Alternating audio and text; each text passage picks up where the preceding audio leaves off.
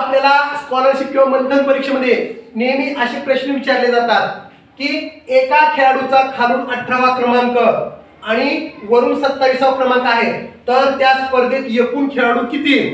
आता खालून क्रमांक वरून क्रमांक दिले, एकूण खेळाडू काढायचे आपल्याला. तर हे प्रश्न कसं सोडवायचं बघा.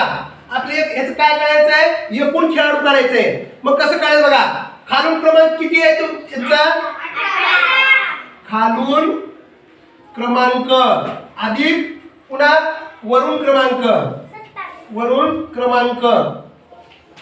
वजा 1 करायचे आपल्याला त्यातून.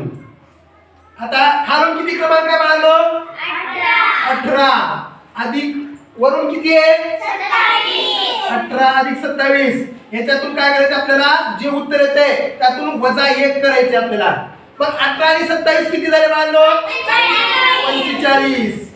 45. 45 मधून 1 वजा करा, किती राहिले? 44. पर्यायामध्ये 44 आहे का? हो. 44 बघा आपलं उत्तर निघालं बघा. आपण काय केलं? खालून क्रमांक आणि वरून क्रमांक लिहिलं, त्यातून 1 कमी केलं, या दोन्हीची बेरीज 45 आली. 45 मधून 1 कमी केल्यानंतर किती आलं उत्तर आपला? मग त्या स्पर्धेमध्ये एकूण खेळाडू किती आहेत? समजलं का?